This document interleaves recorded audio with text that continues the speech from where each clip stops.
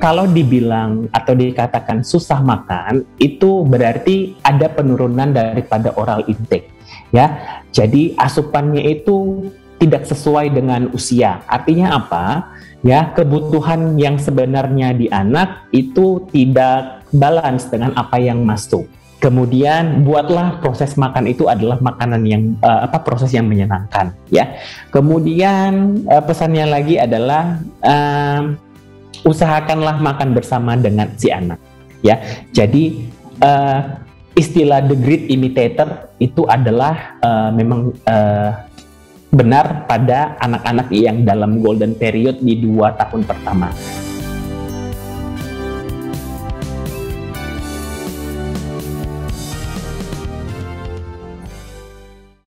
Siapa yang sangka setelah menikah dan punya anak, memberikan makan kepada anak adalah salah satu hal yang sulit. Tentu saja ini menjadi sesuatu yang perlu dipersiapkan oleh orang tua atau calon orang tua di masa depan.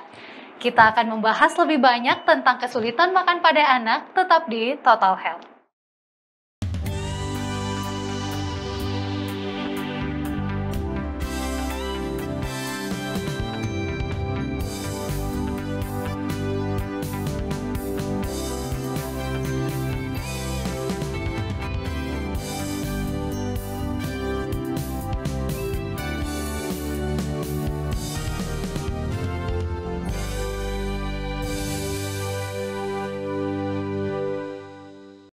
Shalom pemirsa Hope Channel Indonesia dimanapun berada, senang sekali rasanya kita bisa kembali bertemu dalam program Total Health, hidup sehat, pilihan Anda.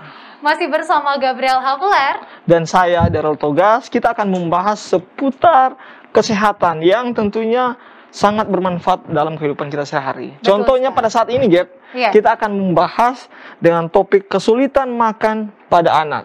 Nah, benar banget. Ini tidak hanya untuk para ibu-ibu ya. Benar. Ini berguna juga untuk bapak-bapak. Seperti saya ke depan nanti ya. Iya, dan juga saya walaupun belum menikah, ini harus diketahui supaya nanti saat udah punya anak gak bingung lagi kalau anaknya sulit makan. Iya. Karena kita nggak bisa sangkal ya, namanya juga anak-anak. Mungkin saya waktu kecil gitu juga, ada sulit-sulitnya untuk dikasih makan gitu. Ternyata bukan hanya sulit kerja, ada juga sulit untuk memberi makan anak nih. Iya, betul. Jadi bagaimana nih kita akan menghadapi apabila anak-anak yang sulit untuk makan? Tentunya ada pedomannya, juga ada tips-tipsnya. Pada saat ini sangat spesial karena kita kedatangan tamu di Total Health ini. Beliau merupakan dokter spesialis anak, Dr. Johan Christian Silalahi dari Rumah Sakit Advent Medan. Halo dok. Gimana kabarnya?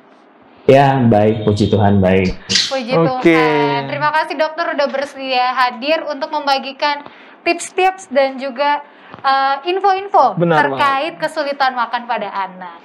Nah, kita tanpa berlama-lama lagi ya. Langsung aja nih ya. Bapak ibu di rumah atau calon bapak ibu di rumah juga udah penasaran nih.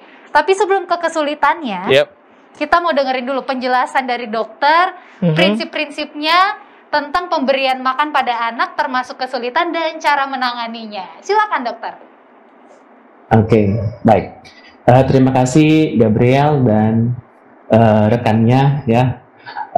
Terima kasih juga kepada Hope TV Channel dan Rumah Sakit Advent Medan telah memberikan kesempatan kepada saya. Di sini saya untuk berbagi ya tentang masalah-masalah kesehatan anak. Untuk hari ini saya mengambil topik tentang kesulitan makan pada anak. Ya, biasanya ibu-ibu suka kesel nih kalau anaknya nggak suka makan, ya kan? Apalagi kalau anaknya makannya dikit, nggak mau makan sama sekali. Aduh, udah pusing deh. Ya, saya izin share screen sebentar. Ya, sudah terlihat? Oke, sudah, silakan dokter. Ya, baik. Jadi kesulitan makan pada anak sebenarnya adalah masalah yang banyak membawa orang tua berkonsultasi kepada dokter yang bukan tentang penyakit. Ya, jadi rata-rata anaknya di 3 tahun pertama nih yang paling sering untuk susah makannya. Ya, jadi untuk pertama kali kita harus tahu dulu. Jadi untuk memberikan makan itu ada dua interaksi, baik dari anak maupun daripada orang tua atau pengasuh atau yang memberikan makannya. Ya, sehingga dalam memberikan makan itu juga kita sekalian proses belajar sebenarnya. Jadi belajar pada si anak untuk melatih sistem sarafnya, kemudian sistem kardiopulmonar. Kardiopulmonar itu adalah jantung dan paru, kemudian melatih sistem pencernaan, ya. Kemudian mekanisme orofaring. Orofaring itu dari mulut ke tenggorokan, ya. Jadi bagaimana anak itu otot-otot daripada mulutnya itu bekerja dalam mengunyah makanan, kemudian struktur kraniofasial, ya. Jadi dalam memberikan makan juga anak itu harus baik dalam struktur daripada kepalanya tegak, ya, dan juga sistem daripada otot-otot yang berfungsi dalam keseluruhan dari proses makan, ya. Jadi kalau dibilang atau dikatakan susah makan, itu berarti ada penurunan daripada oral intake, ya. Jadi asupannya itu tidak sesuai dengan usia. Artinya apa? Ya, kebutuhan yang sebenarnya di anak itu tidak balance dengan apa yang masuk, ya. Jadi kesulitan makan ini jadi beberapa faktor itu sangat-sangat berperan, ya. Bisa dari medis, ya, bisa dari nutrisinya sendiri atau apa yang diberikan dan dikonsumsi dari seorang anak, kemudian tentang feeding skill atau bagaimana cara memberikan makannya, dan faktor psikososial. Nah, jadi ini ada dua gendangnya, ya. Jadi kalau anaknya makan, orang tuanya pun happy, ya.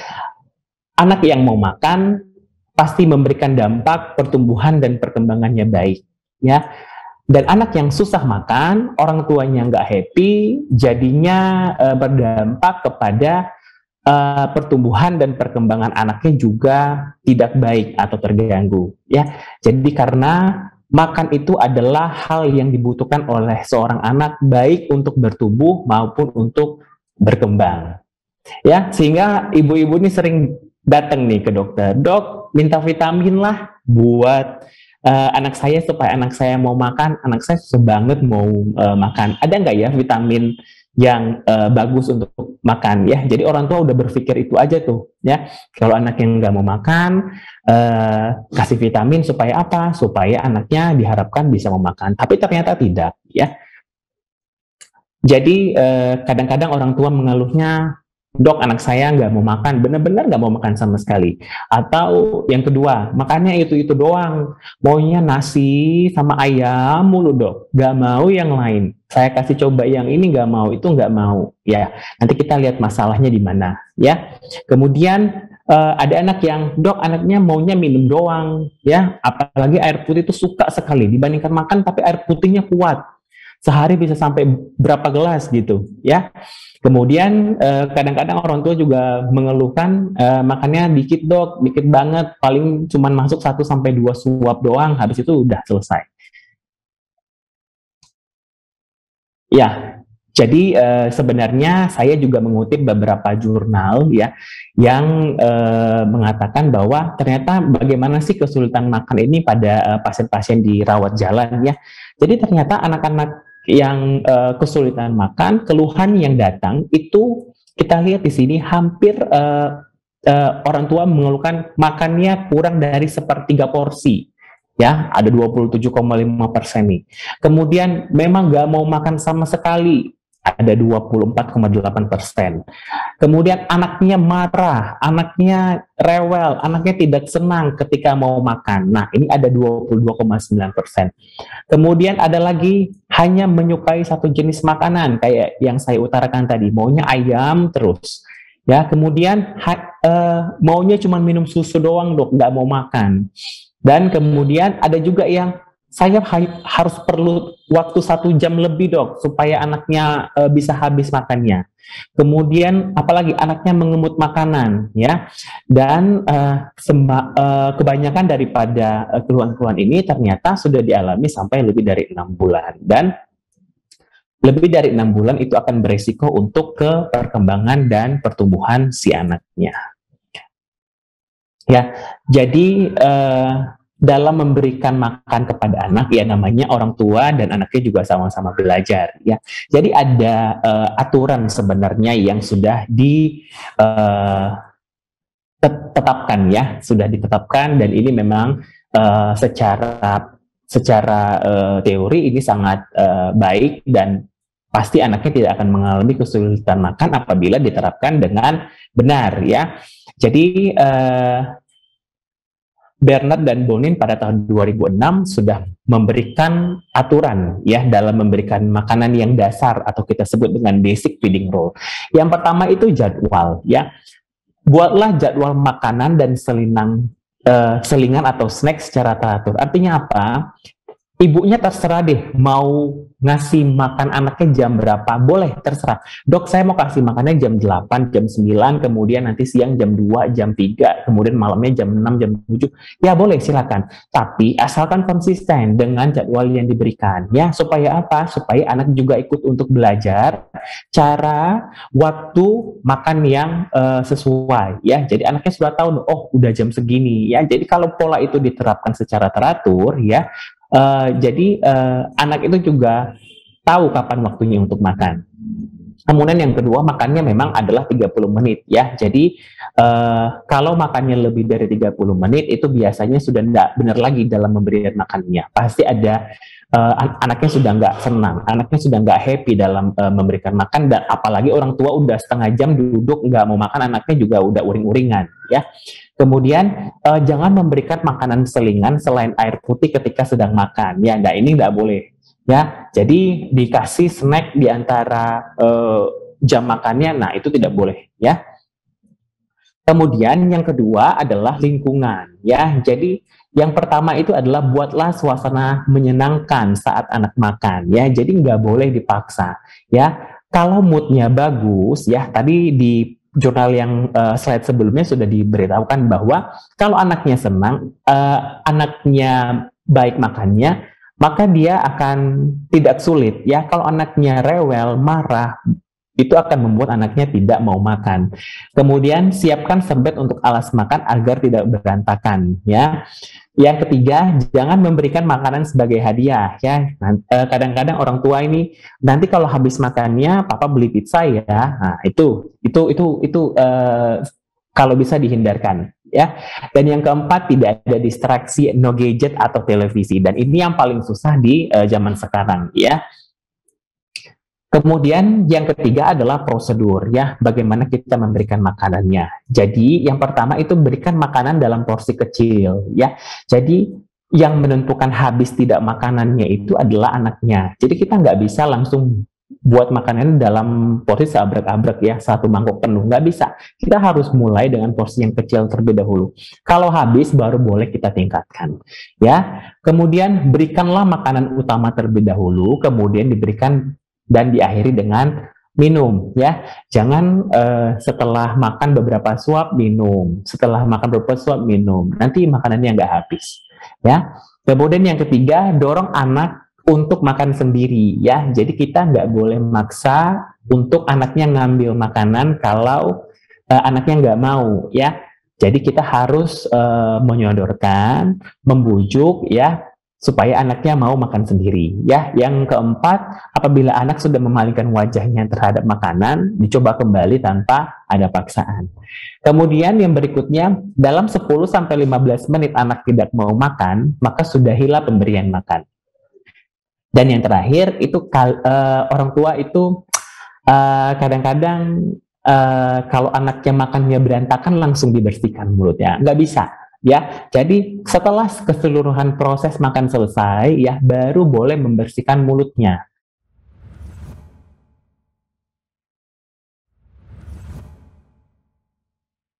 Dan yang terakhir itu orang tua itu kadang-kadang kalau anaknya makannya berantakan langsung dibersihkan mulutnya, nggak bisa.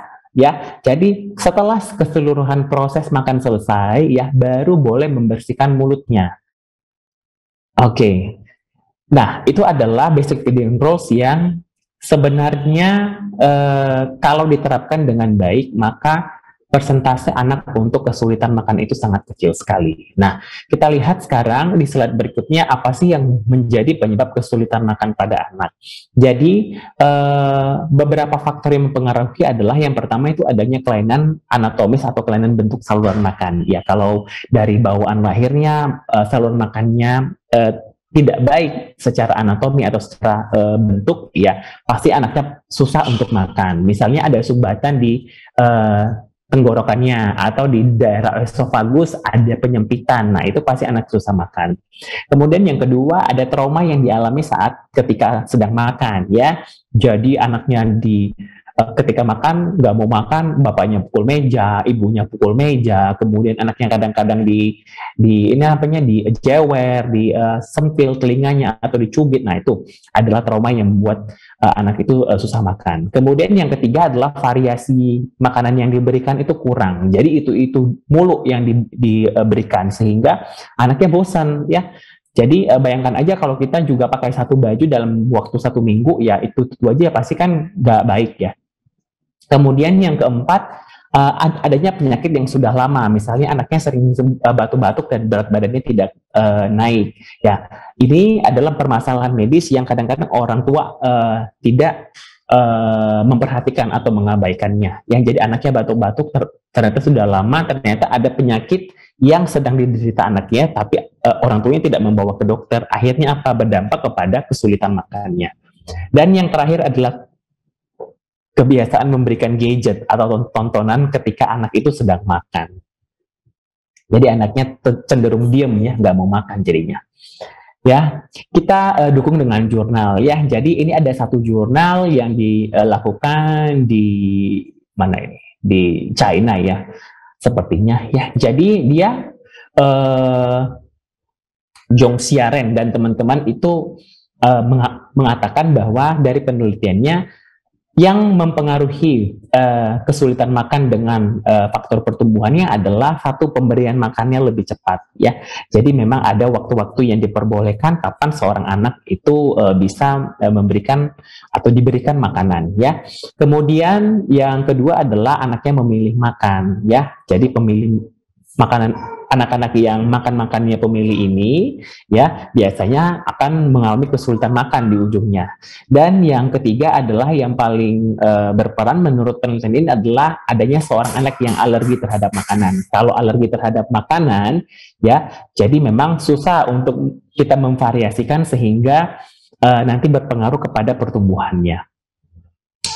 Kemudian ada satu lagi penelitian yang dilakukan di Thailand, ya. Jadi penelitian ini menyatakan bahwa ternyata kesulitan makan itu banyak terjadi pada usia 1-2 tahun, ya.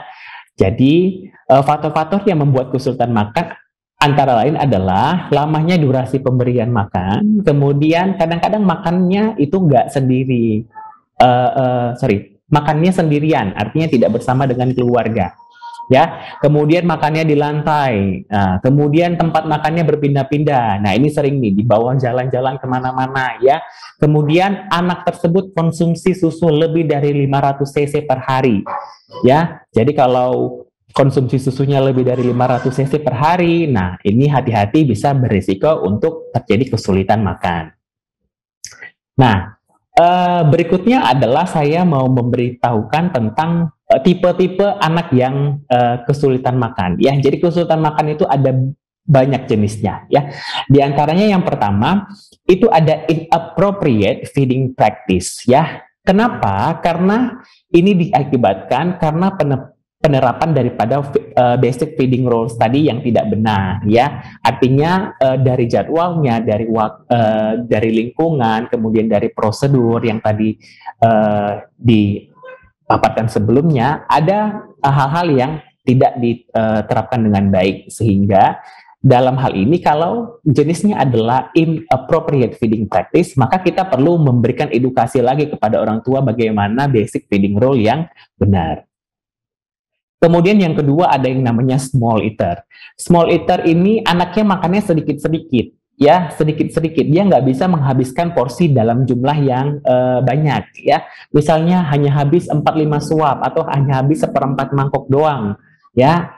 ya. Jadi ini diakibatkan ya karena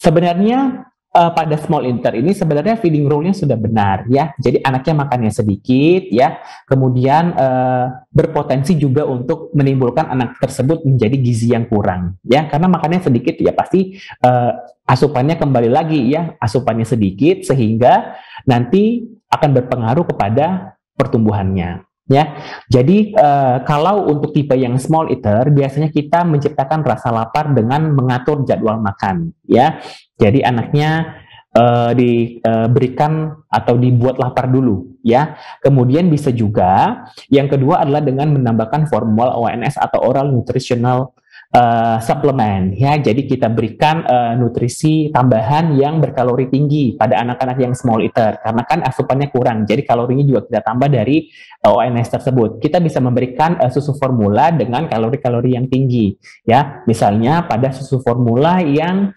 kalorinya 100 kilokalori per 100 mili. Oke, kemudian yang berikutnya adalah ini yang paling sering ditemukan ya. Yang pertama adalah anak yang picky eater ya.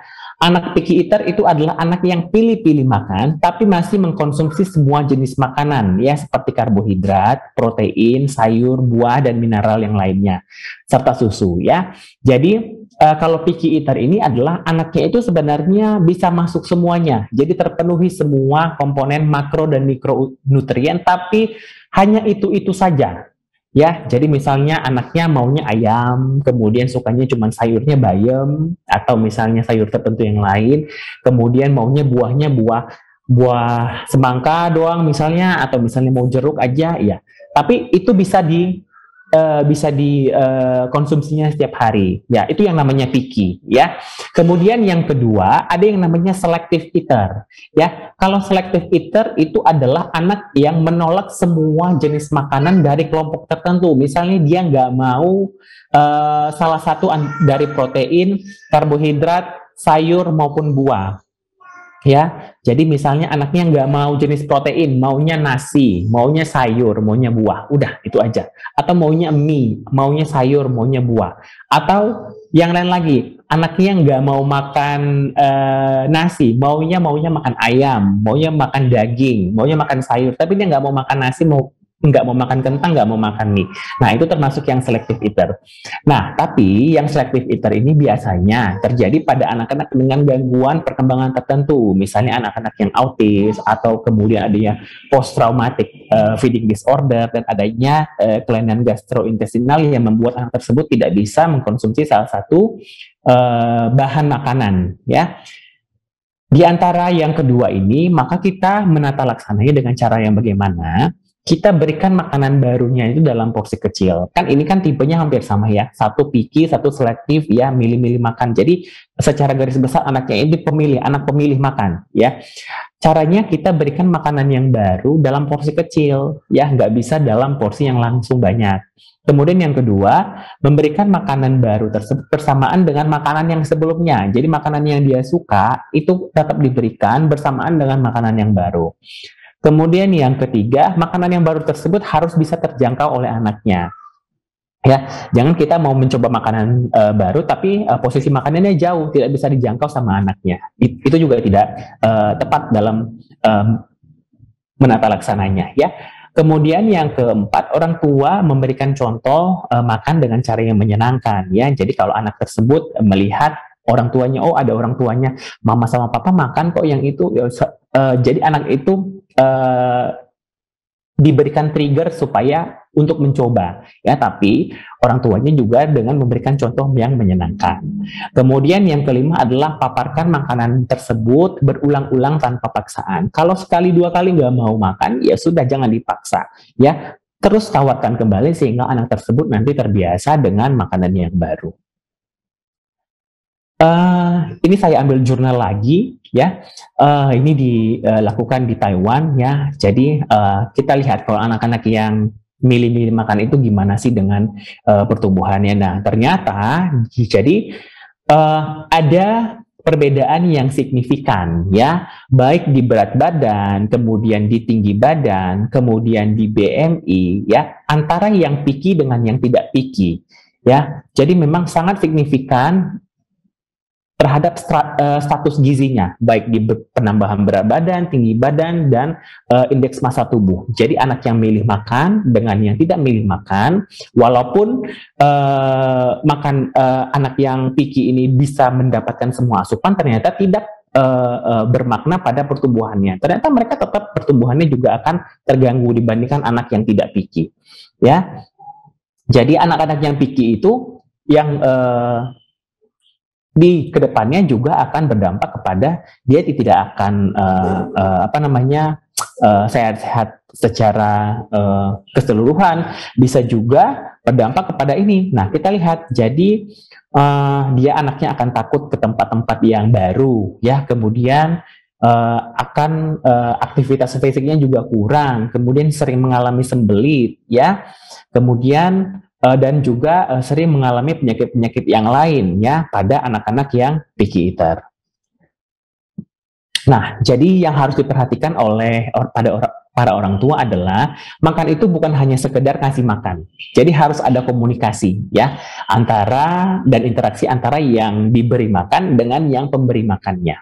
Kemudian variasikan makanan pada anak ya, ibunya jangan langsung nyerah ya, nggak mau mencoba, kan banyak sekarang itu di YouTube atau yang tempat-tempat lain tentang variasi makan pada anak. Kemudian batasi pemberian jus buah, karena jus buah ini bisa membuat anaknya lebih kenyang ya, karena kalori yang terdapat dalam jus buah juga bisa membuat anak itu kenyang ya, jadi sehingga makanannya nggak habis. Kemudian minyak, mentega, dan santan itu dapat menambah rasa. Kadang-kadang orang tua takut untuk memberikan mentega, santan pada pada makanan anaknya. Dan yang terakhir adalah anak itu adalah peniru yang handal ya. Jadi kalau dia lihat orang tuanya nggak makan, dia juga nggak bakalan mau makan. Ya, jadi ini ada beberapa tips ya, mungkin juga ada pengulangan dari yang tadi. Berikan makanan yang sehat ya, baik makanan utama maupun makanan selingannya. Kemudian variasikan makanan, itu biasanya anak-anak baru bisa menerima makanan yang baru itu kira-kira 10-15 kali setelah diberikan makanannya. Kemudian yang ketiga, ketika memberikan makanan baru, sertakan makanan yang sebelumnya, dan hindari asumsi bahwa anak itu nggak suka makanan. Ya, jangan berpikir, kayaknya dia nggak mau lah makanan ini. Jangan, ya, jadi kita harus tetap memberikan semua makanan yang baru. Jangan tunda untuk anak belajar sendiri, dan bisa kita mulai dengan memberikan finger food yang sehat. Kemudian, dan yang terakhir, anaklah yang menentukan kemampuan menghabiskan makanannya, dan jangan memaksa anak untuk makan. Terima kasih, mungkin sekian dulu presentasi dari saya ya. Nanti kalau misalnya ada pertanyaan ya boleh kita diskusi atau sharing-sharing sedikit tentang masalah yang terjadi kepada para ibu sekalian. Ya, terima kasih. Saya kembalikan ke pembawa acara. Terima kasih dokter untuk penjelasannya, sangat lengkap ya, bahkan disertai dengan bukti-bukti ilmiah dari jurnal-jurnal yang baik. Dan ini juga sudah sampai kepada solusinya. Jadi ibu bapak yang menonton di rumah udah lebih tercerahkan ya. Tapi tentunya kalau ada pertanyaan-pertanyaan akan kita bahas setelah ini. Jangan kemana-mana, tetap di Total Health.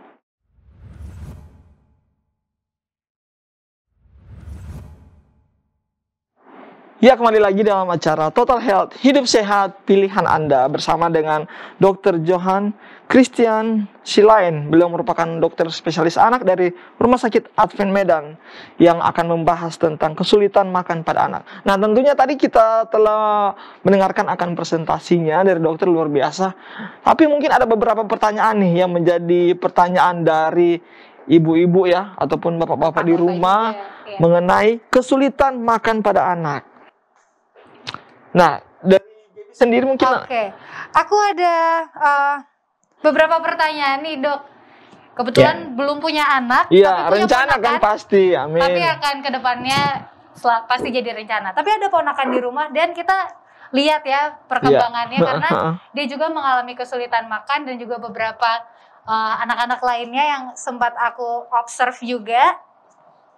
Pertanyaan pertama nih, Dok, terkait dengan basic feeding rules, terutama yang di bagian prosedur. Kan dokter bilang untuk dorong anak untuk makan sendiri.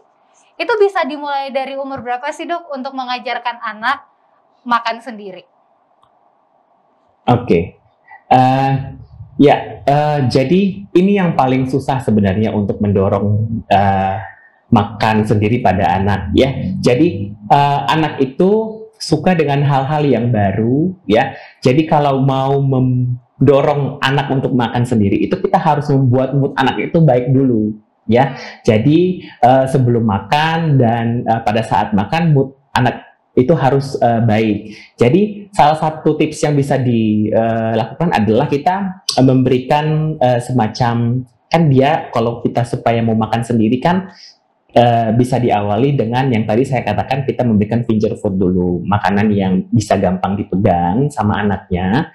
Kemudian anaknya juga teksturnya sudah sesuai dengan usianya, ya. Kemudian kita bisa memberikan, misalnya kita buat di makanannya di dalam mangkuk atau misalnya dalam wadah yang lucu-lucu. Misalnya kalau anak cowok misalnya ada gambar Doraemon atau gambar Mickey Mouse. Kemudian kalau ada anak perempuan misalnya ada yang berbentuk gambar princess atau yang lain-lain, disertai dengan sendok makanannya yang aman untuk anak dan yang berbentuk juga ya. Jadi anak itu tertarik. Jadi ketika anak itu didorong untuk makan, jadi anak itu juga mau. Nah, kalau misalnya masalah umur ya, jadi anak itu motorik kasar ya, motorik kasar itu sebenarnya sudah baik pada saat dia mulai empati ya. Jadi motorik kasarnya sudah baik, tapi rata-rata mendorong anak untuk makan sendiri itu adalah dimulai dari usia 8 bulan ke atas. Karena pada saat itu refleks motorik kasar anak itu sudah lebih baik dalam berkembang ya. Jadi dia sudah bisa dikenalkan dengan makanan-makanan yang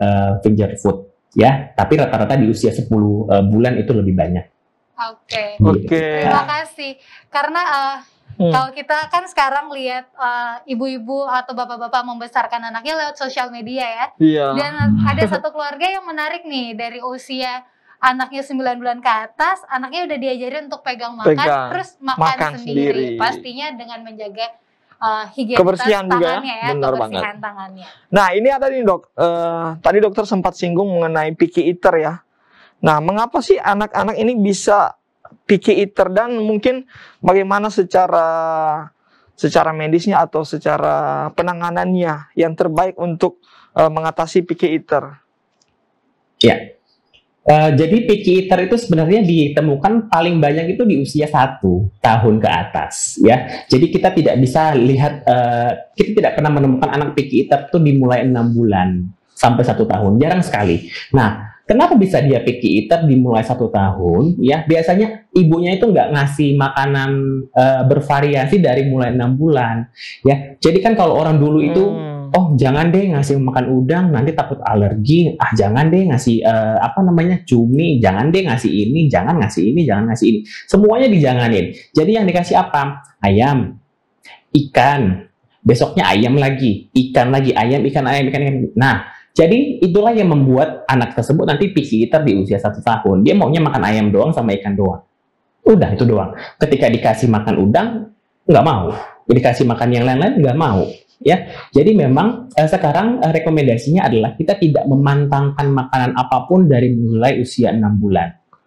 Ya, jadi semua makanan itu dikenalkan, karena Tuhan itu sudah sangat luar biasa untuk menciptakan badan kita ini mempunyai memori. Ya, jadi ketika satu makanan masuk, tubuh kita itu sudah, di dalam tubuh kita itu sudah punya memori. Oh, makanan A sudah pernah masuk. Oke, berikutnya masuk makanan baru, dan memori itu tidak hilang. Ya, jadi ketika nanti dicobakan kembali, ya, misalnya pada saat usia 8 bulan coba lagi, 1 tahun coba lagi, anak itu sudah nggak heran dengan makanan itu, ya. Jadi sehingga itulah yang membuat nanti anaknya itu tidak akan susah makan. Nah, yang picky eater itu yaitu tadi, emaknya nggak ngasih yang lain-lain. Takut, dok, saya takut ngasihnya, takutnya nanti gatal-gatal alergi. Banyakan takutnya emaknya. Jadi akhirnya apa? Anaknya jadinya picky eater. Begitu. Ini supaya belum lanjut, soalnya masih terkait sama picky eater. Dok, ini banyak juga mungkin orang tua yang belum tahu hal ini, sehingga anaknya yang picky eater. Contohnya cuma mau minum susu doang, atau sukanya es krim. kemudian makanan-makanan yang ultra proses lainnya, dan orang tua akhirnya membiarkan anaknya memenuhi kebutuhan kalorinya ya, kita nggak bisa bilang kebutuhan gizi. Mungkin kalau kalori bisa terpenuhi. Dan itu sudah terjadi beberapa lama, misalnya dari anak itu 1 tahun sampai anak itu umur 2 tahun.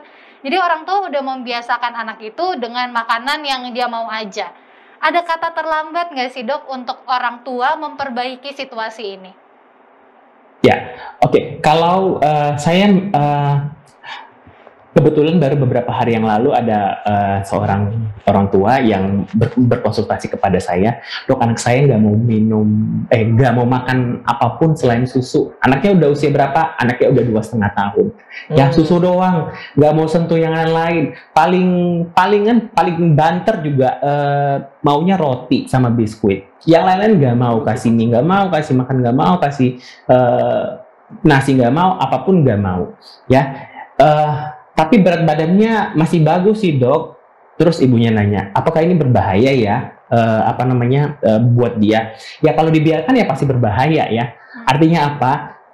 Susu itu tidak bisa memenuhi kebutuhan nutrisi benar, tadi kata Gabriel. Tapi kalorinya mungkin bisa, ya. Anak itu bisa tercukupi kalori dari susu, tapi tidak dinutrisi.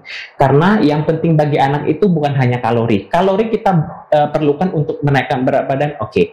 Berat badannya bisa baik karena kalorinya terpenuhi. Tapi bagaimana dengan nutrisinya, ya? Jadi kita harus ingat bahwa anak itu adalah individu yang dalam proses pematangan di semua aspek, ya, baik pertumbuhan organ-organnya maupun perkembangannya, ya. Dan tentu kalau dibiarkan berlama-lama tentu berdampak pada bisa ke kognitifnya, kemudian bisa ke interaksinya, bisa ke imunitasnya, ya.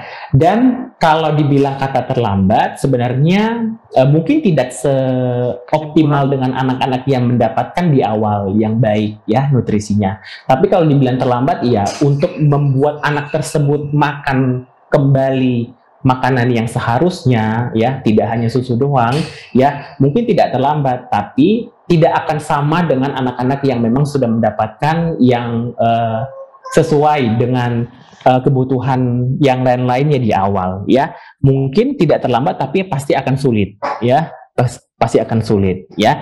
Jadi kalau sudah yang 2,5 tahun sampai 2,5 tahun cuman maunya susu aja, ya pasti akan sulit mengenalkan makanan yang baru. Tapi ya itu perlu kesabaran pada orang tua dan pemberi makan, bahwa seperti yang saya utarakan tadi, kita harus berkali-kali, tidak paksa, tidak membuat mood anaknya jelek, dan itu pasti akan sangat susah, ya. Tapi bisa dok? Ya bisa. Begitu kira-kira. Terima kasih sekali dok, ini untuk informasinya yang luar biasa. Kiranya ini dapat bermanfaat ya untuk pemirsa yang menyaksikan. Dok, sayang sekali ini waktu kita sudah semakin menipis.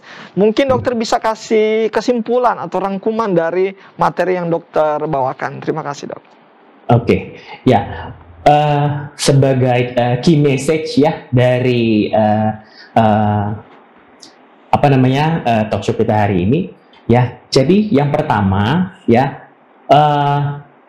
terapkanlah basic feeding rule-nya dengan baik, ya. Kadang-kadang satu anak dengan anak yang lain itu tidak sama, ya. Jadi dalam pemberian makan itu juga tergantung art atau seni, ya.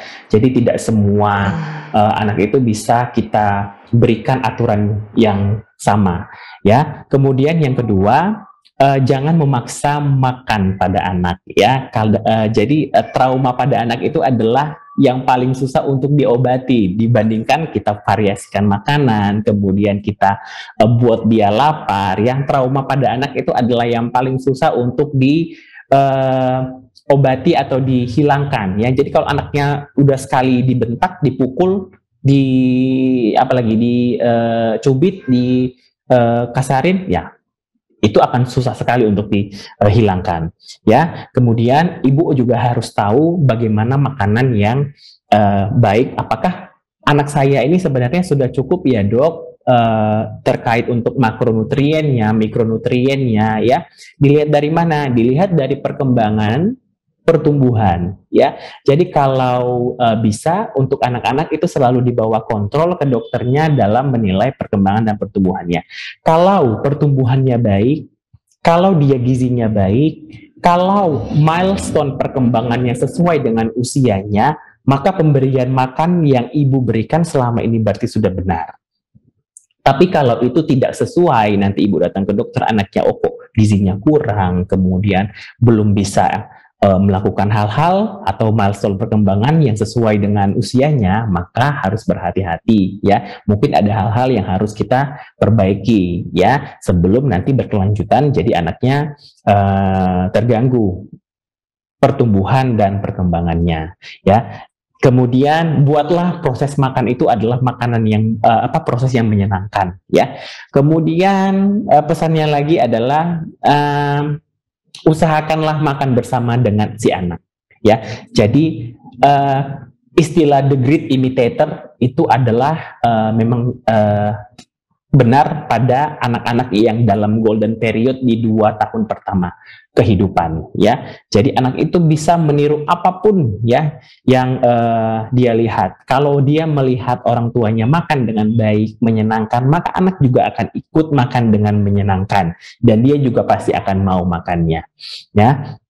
Dan jangan lupa untuk memvariasikan makanannya supaya anaknya juga tidak bosan dan tidak tercipta kesulitan makan. Dan kalau ada kesulitan makan yang berkaitan dengan medis ataupun kelainan-kelainan anatomi, ya segera dikonsultasikan dengan baik ke dokternya.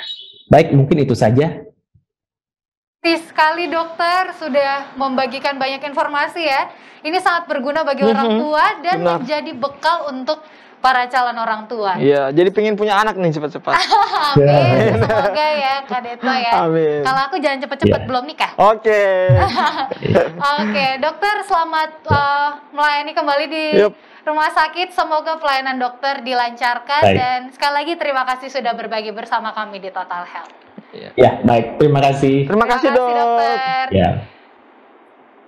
Dan pemirsa sekalian, terima kasih sudah setia ya mengikuti program-program Total Health, dan jangan lupa untuk mengikuti episode berikutnya. Jangan lupa juga untuk bagikan, share kepada saudara, kepada teman-teman, apalagi episode kali ini sangat bermanfaat untuk orang tua dan para calon orang tua.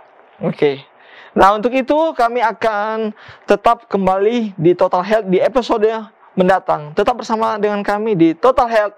Hidup sehat, pilihan Anda.